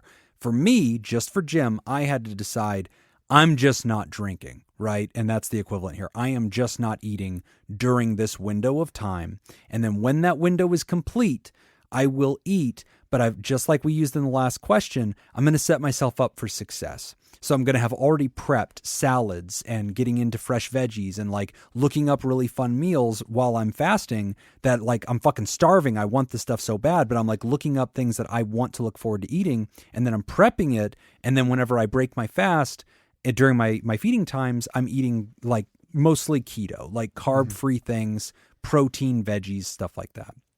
So over time, that's how I lost that weight.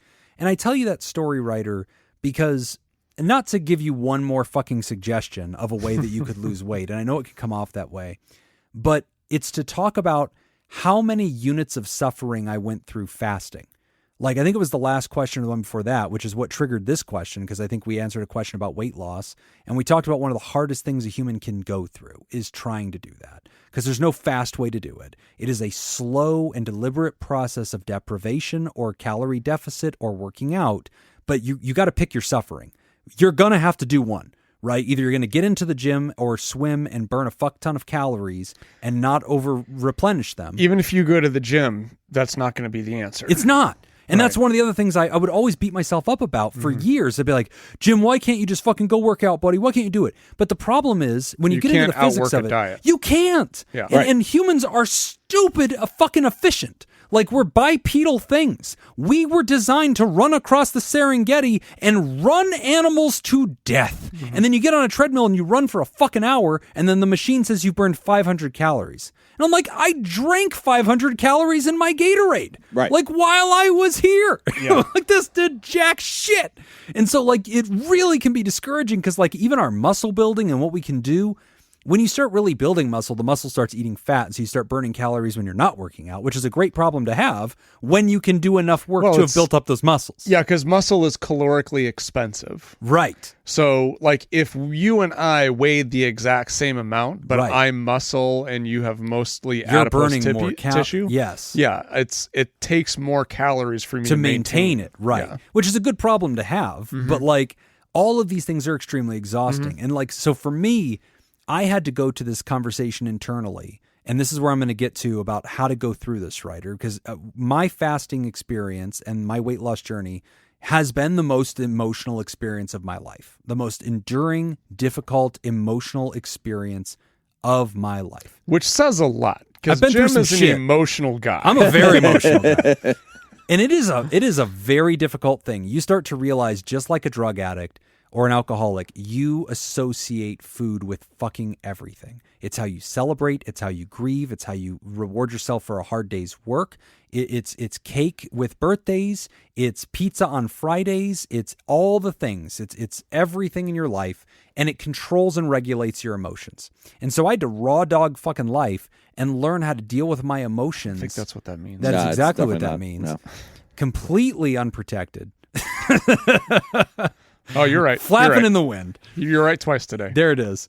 And so, here's how I got through it. So going through these, what I measured as subjective units of suffering. So I looked at it and said, I can have Jim's personal suffering experience. There's certain amounts of units of suffering when I work out. There's certain amounts of suffering when I diet. There's certain amounts of suffering when I fast. I chose fasting for me because for me, that was the better ROI. Like the return on investment was better. The amount of units of suck were measured in minutes for me. And so I didn't mind the amount of minutes of suckitude for the payoff of what I was getting, and the way that I was also finding a better work-life balance with, like, I only have control over that first bite, right? So I had to prevent the first bite, which is very, very hard to do because you're literally going through physical cravings because your body rightly expects something. Like, it's one thing to say, I crave chocolate, and then you're not giving yourself chocolate. Like, that was really hard. It's another thing to say, I crave any 1 calorie. Like, your body's like, what the fuck are you doing to me? Like, this hurts. Make it stop. So it's not for everybody. It was very, very physically and emotionally taxing, as was being fat, as still is being fat. I am still 20 pounds worse than where I need to be, and I'm still not where I want to be. And like, yeah, I've dropped all these sizes and stuff, and that's cool. And like, it's easier now. It's easier to fast whenever you're, or to work out. I also started working out. I was going to tell you about this. Okay. I've been going every day, 2 weeks, doing a circuit at Planet Fitness and doing Pizza cardio. Planet. Pizza Planet, Planet Fatness. But like, it's a lot easier to do it now that I've gotten to a place where I have something to protect than when I had something to get, right? Yes. I'd rather be a defending Super Bowl champion than the fucking Browns and trying to work my way from the bottom. Also, the other thing too is, like, when you get far enough into your weight loss journey, it becomes more rewarding to keep it going. Yes. Because it actually gets easier. Yes. In a sense. Like, if you think about, okay, so you were 250. Yeah. You're now down to whatever, 190. Okay. So that's 60 pounds, right? Imagine what 60 pounds feels like. Right. Oh, go pick it up. And then you go, holy shit. And then you think about, like, okay, I was doing everything with this weight. Yes, right. I was sitting on the toilet and standing up with this weight. I was showering with stairs this weight. I was doing everything with this weight. I was doing your mom with this weight. Yes. Bazing! Ooh. Got her. Great joke. Thanks. All right. Thanks. But then, like, when you drop that, then you're like, oh, it becomes easier to move around. It becomes more rewarding to move around, which means I move around more. Right. Which means I lose a little bit more, and like I'm it's expending like paying more down a calories. debt. Yeah. And like in the beginning, it sucks a dick because you're like, I have no spending money. I can't enjoy my life, but I'm paying down this debt. You pay down a percentage of your debt, you start to be like, wow, I feel I can breathe, right? Yeah. So the weight loss is the same thing. And so far, Ryder, the questions that I've answered that you asked about are like brain tricks, habit strategies, motivational interviewing. I had to do a lot of self-talk to get through this. I have a huge journal that I've been keeping since July. So now it's been almost a year. It's like 8 months in or something. And I had to journal every single day. I'd weigh in every single day. Whenever I felt tempted, I would sit there and write about it. I would talk to myself. I would also have to make it, honestly, the best training I had for this, and I mean this completely seriously, all the addictions work that we know. Mm-hmm. When I started treating this like an addiction, I started having success. When I treated it that way, when I didn't trust myself and I had to constantly remind myself, you have a fucking problem, you can't have just one. And so you have to own that all the fucking time. Never forget that you are blind. Do not get behind the wheel of the car. And whenever you're going to, refeed, you have to do it in this extremely safe, structured place. Like, you have to be very careful. You can't just go do this at a burger joint because you will shut that shit down. Even after you fasted, like you will shut that shit down. So like I had to use a lot of brain tricks to set myself up not to relapse on my calories. And so it's like we talk about with our patients all the time in addictions work. Like they have to have a strategy, right? Like what's your plan for going in the grocery store? I would need accountability. And I didn't join like Overeaters Anonymous, but it does exist. And I did sample some of their literature and borrowed heavily, from a lot of that thinking. But like definitely a lot of writing to myself, coaching myself, making plans of how I was going to handle things. So like if I was being invited to a family barbecue and I knew it was on a non-eating day, I would not compromise. And I would come up with strategies for how I was going to avoid that. And I'd also get help. And so I had some family members that knew what I was doing and they would support me. And so if anybody was like, oh, why is, Jimmy not getting a burger? Or what's going on, man? They would run interference or they would pull somebody aside and be like, hey, don't ask him about that, man. He's going through a health thing. And why don't you mind your own fucking business? Yeah, why don't you go fuck yourself? So like, but again, I needed that teamwork. Or there were times that I was feeling really weak and I was like, fuck this. I think I'm going to go do this thing or make this bad decision. And like, I would have basically an accountability partner, in this case, my spouse, who would talk me through it and be like, hey, I'm not going to stop you, but like, tell me what you're feeling right now. Why do you want to do that? And be like, I just want to enjoy myself. I'm a grown ass man. I want to go to this place and have wings and fries with my buddies and do whatever. And it's like, okay, you can. How are you going to feel afterward though? Play the tape forward. And I would, and I'd get to the end of that trick. And that's another trick from motivational interviewing writer, playing the tape forward, imagining how you're going to feel. One of my best tricks is any time that I thought about eating, I would close my eyes and I would imagine eating the entire thing. And then I'd imagine that I sat right back down to where I'm at right now. And I would tell myself that I already ate it, because in my body, I can't feel the difference. Feeling like before I eat and after I eat, I do not feel physically any different. And so I would just convince myself that I already ate it. And then I would let myself feel the emotions that come with that. Disappointment, starting all over again, start your count over again, lost track of my pattern. Here we go. Lost control. So a lot of the advice we answered with other questions today, Ryder, about like respecting that depression is a parasite in your brain, respecting that there's an accountability, but there's also a sense of I have to know when I do not have control, and keeping myself the fuck out of those situations. That is how I ultimately got success. Those are my brain tricks. Those are the things that helped. And understanding the thought and shame and fucking guilt spiral, it is the worst.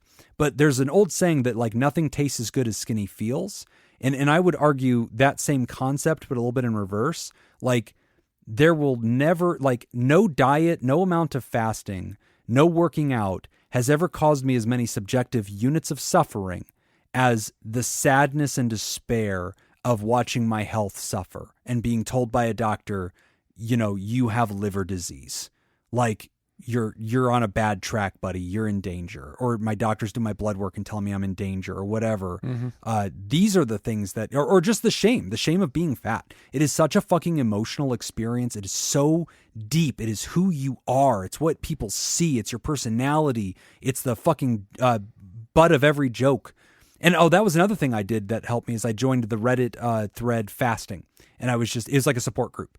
And we were constantly posting in there and getting feedback from people and reading other people's stories and, seeing other people's progress and posting your own progress.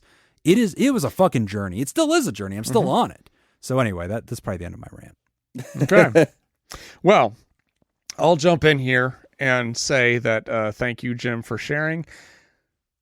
Most of that may not even help. Yeah, but they are my tricks. Yeah, they exactly. Might help. And this is the thing. Like, I definitely agree. The further I get into fitness and understanding this, the more I feel that this is true.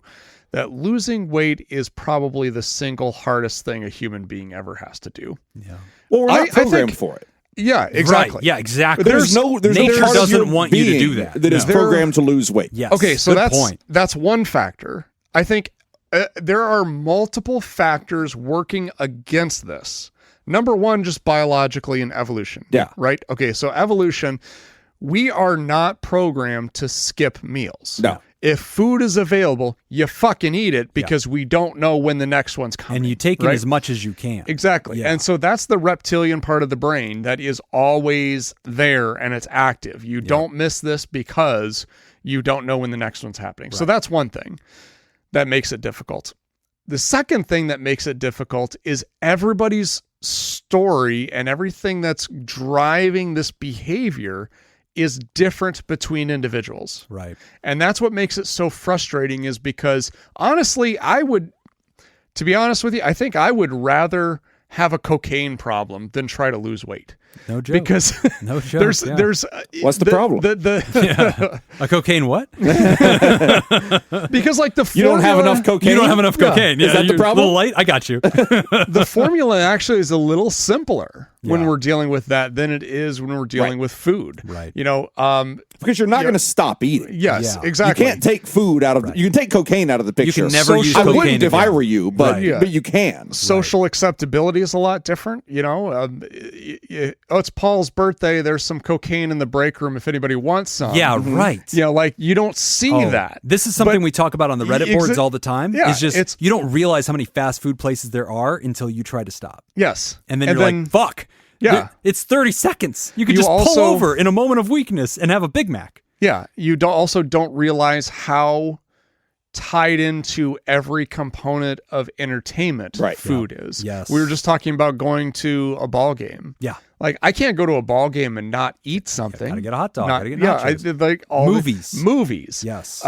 Celebrations. Socializing. Everything. We go to Everything dinner is together. around food. If I called you and said, "Hey, you want to hang out?" Like, yeah, Yeah. sure. Do you want to get a meal? Like, Yeah, what are we doing? Yeah. What do you Eating. want to eat or what do you want to drink? Like Yeah. it's always there. So that's another component. Yeah. The other thing though too is like you have to understand emotionally what's driving this. And that even is different from people. Yes. For some people it's about a compulsive behavior. Right. For other people it is about dealing with stress. Yeah. For other people it's something different. And this is why you know the formula is simple and it's 100% true, Right. which is calories in minus calories out. Right. Like that's what it is. The maths. The maths. Yeah. The problem is it's not descriptive. Right. It doesn't explain why. Right. Right. So it's like I've used this analogy before, but it's like saying that we've got a traffic jam because there's more cars on the road than the road can handle. Right. Factually, that is 100% true. Mm-hmm. There's no getting away from that. But it doesn't tell us anything about that. Right. Is it just that we have more cars on the road, or Mm-hmm. is it that there's something down the road that's slowing down traffic, or Right. is there an accident? Like there's a million different things, and this is why I feel you, writer, because it is very frustrating where you feel like you can try a million different things and you haven't figured that one thing out yet. Right. Right. For Jim, he seems to be onto something. Yeah. Okay, that seems to work for Jim, but you take that exact same philosophy and apply it to somebody else, it may not Doesn't mean work. anything. Yep. Fasting. So I'm also in the process of losing some weight. Okay. I don't feel like I've got a lot to lose, but my motivation and my pressure for doing so is mostly vanity. Hot boy summer. Yeah. Yeah. Yeah. No, honestly, what it is I'm a personal trainer. Right. Yeah. So there are expectations about what I need to look like, Right. and it Yeah. actually affects business. That's fair. Yeah. Like yeah. it's kind of a business thing, Yeah, so sure. it's like I kind of have to do this in order to, it helps build rapport and trust and all Sure, that. yeah. So, but anyway, there's also other reasons too why I want to do it, but I've tried a lot of those different things too. Fasting, I did that for a long time. Mm-hmm. I had to stop. That fasting was not working for me Mm-hmm. because I want to eat in the evenings. I work out in the mornings, and separating those two was just not going to work. I see. Yeah. So I couldn't do it that way. So I had to find some. Now what's working for me is really just I've kind of come up with this rule of 600 by 3. Okay. So 600 calories for breakfast, 600 for lunch, 600 for dinner. Got it. And if you just stay in that one, you just That keep it small. total- Just total- focus on that 6. Yeah, that's all I Yeah. got to do. Then That's you're all I always have gonna to come focus in on. under. Yeah. Yeah, and so that's 1,800 calories for the day. Mm-hmm. Yeah, I can easily, the weight will fall off if I'm Right. doing that. Right. And so I've got a few things I can pick for breakfast. I got a few things for lunch. I got a few things for dinner. Mm-hmm. And I know that without having to sit there and do the math, I know it's coming in under that. Right. So it's simple and it works for me. Then I went to New York City and I stopped. Sure. I'm not going to do that in New York City. Right. Because I'm there for fun. I'm there for entertainment, Right. So I can turn it off and I can turn it back on again when I need to. Mm-hmm. But not everybody can do that. Sure. So Yeah. you kind of have to figure some of these things out. But a couple things that I'll kind of throw your way to think about. Number one, going back to the brain chemistry and how, our brain, that reptilian part of the brain is looking for food. It's not going to turn down a meal. One of the biggest struggles that people have when it comes to caloric restriction is the restriction part and saying no. Mm-hmm. Because when you say no, that triggers that part of the brain. Mm-hmm. It's almost kind of like a challenge to that part of the brain. Right. Where you're saying no, and that brain's like, no, you don't fucking understand here. Right. We have to survive. We need this. It sends the message even harder. Yeah. Okay. Yeah. So instead of saying no, instead of looking at food and making it a yes or no choice, making it a now or not now choice, now or later. Yeah. That helped me a lot, was planning what my breaking of the fast meal was going to be. We call it refeed. But like that was a lot for me because I'd look forward to that. Mm-hmm. And so I wasn't focusing on what I'm not getting. I was focusing on what will come then. Mm-hmm. Yeah. And for me, it was like, with pizza, at night, I'm like, oh, I got a craving. I really want pizza. I'm going to order Domino's. I'm going to order something. I'm going to have something delivered. And you just get stuck in that in that thought of like, I'm going to order pizza. But if I say no, you can't have this pizza, that doesn't make the craving go away. Right. That makes the craving, for me, it made it more intense. Right. Okay. So I learned how to say, no, I'll do that tomorrow, or I'll do that this weekend. Later. Yeah. Yeah. And then that helped. Right. Because then it wasn't like, Is there anything procrastination can't fix? Honestly, exactly. It is a big Yeah. thing. And for me, people, places, and things, avoidance. So like I had rules for myself, like stay the fuck out of the kitchen. Like there's nothing in the kitchen that I fucking need. I have the rest of the house, right? But like a lot of times you'll find yourself opening up the fridge and just staring at leftovers or something like that. And then you're trying to shout to your brain, no, don't do this. And it's like, dude, you're biologically wired to fucking ravenously attack that food and feed. Like you can't help it. Going out with friends or going to bars or like to restaurants or whatever, or like to places where food is going to be served, I would decline a lot and just wouldn't go anymore, and like I just not go. And it's because it's like I know that if I am there, I'm going to feel like I'm missing out. And so I would just decline to be a part of it, and like, yeah, but it is a lot. Like, again, this is maybe one of the harder things a human being ever has to do. And another thing we didn't even talk about is how food has been engineered differently at this day and age. And there's a lot of interesting like stuff that talks about how calorie rich and carby dense a lot of foods are, but they're designed to dissolve very quickly. It's like eat potato chips. And it's like, it's not satisfying. It doesn't take up real actual volume space in your stomach. It dissolves into nothing very, very quick and has a very specific mouthfeel that makes you want another one, another one, another one. They're soft. They don't take lots of chewing to get through anymore. It's just like crunch, crunch, gone. Crunch, crunch, gone. And then it dissolves, you want another one, and they're salty. And then before you know it, you've killed a bag and you're like, wow, that must have been no calories. I don't feel any of it. And then you look at the fucking bag and you're like, what have I done? And like, yeah, they're designed to get you to consume more of it to buy another bag, which is great capitalism and terrible health. Yeah. I mean, so like there's little tricks and stuff that you can do for stuff like that. Like for me with the popcorner chips, I love those. Yeah. They kind of gives me the feeling of a potato chip, but it's not Mine is really pork rinds. hard. Whenever I want chips during a refeed, I'll do pork rinds. Yeah. So what you can carbs. do is put it, instead of eating it out of the bag, put it in a bowl. Yeah, that way you only have X. When the bowl's gone, it's done. We're done. That's it. The other thing though too is like, having this thought of like, okay, I can have some of these things. Like I can go into my kitchen right now.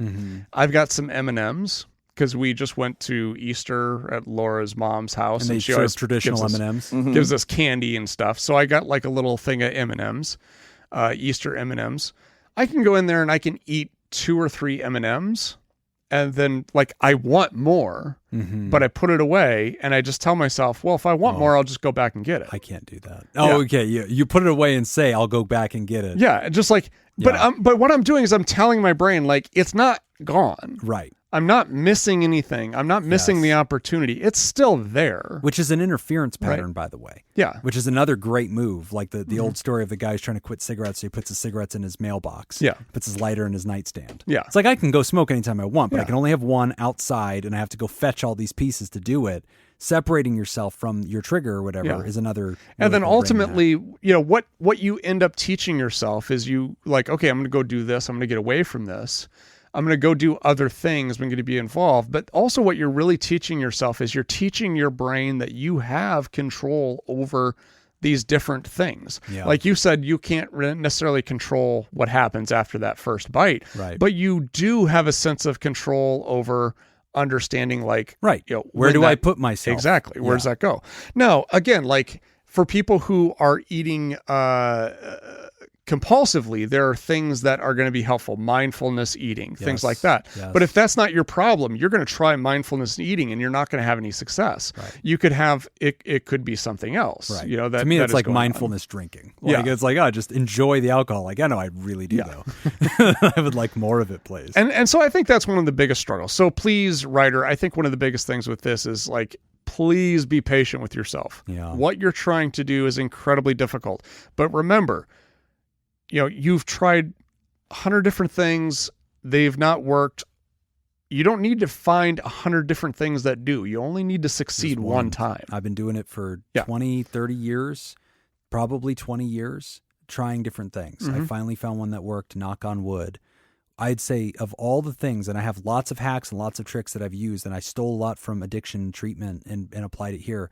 But I'll say above all else, the number one most important thing that helped me, writer, support. So I had the support group of Reddit and support from friends and family that needed to know about it, and that got me through more than anything else. And of course, the man's ear. Lots of support from the man's ear. The man's ear.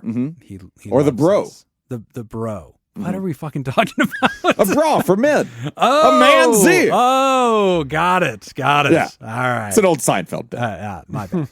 Anyway, writer, I don't get me started on this shit because I could talk about it a lot. I've been thinking about doing a Patreon series. We may have to come back. Yeah, where I go through all my journals and like take all my best ideas out. But because I could talk for days on this topic as well. Yeah.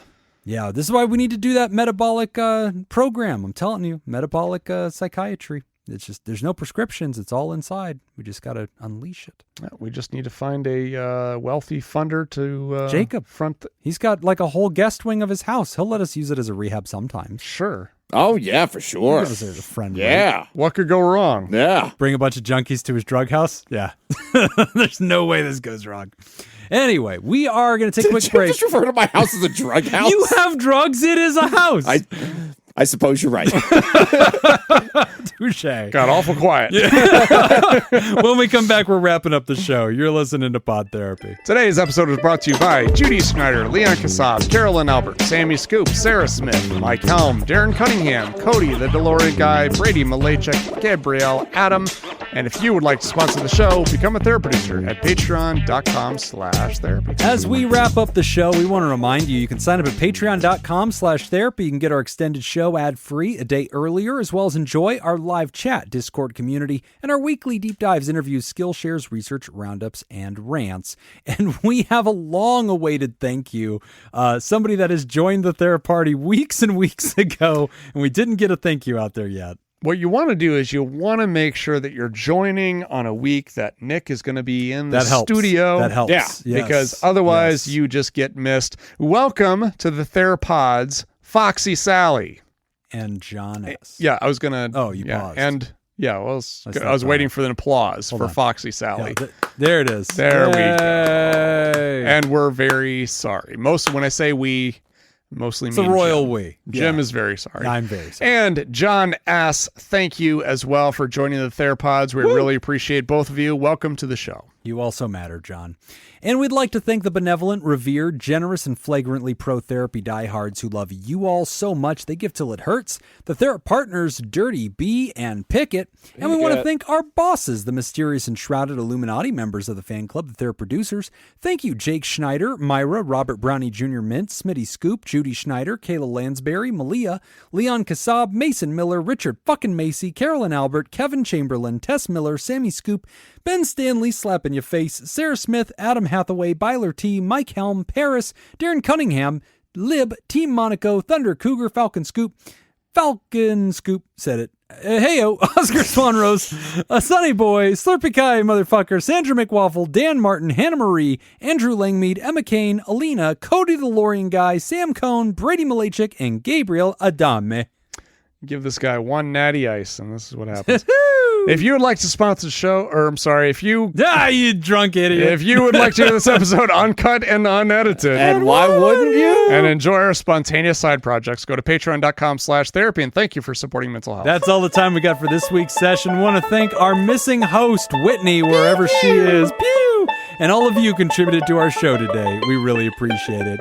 And remember, pod therapy isn't something to keep all to yourself. Share the episode with the world. Tag us on the socials when you do.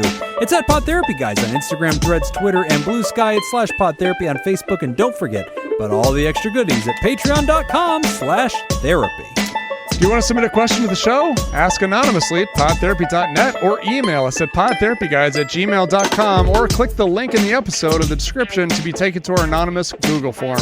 I'm Nick Tangeman. I'm Whitney. That's Jim. Thanks, and we'll see you for your appointment next week. Bow! All right, Jacob, you definitely won trivia. We don't know baseball that well. We are very bad. I believe I won trivia. Thank you. Yes. That's true. Goodbye, everybody. Bye.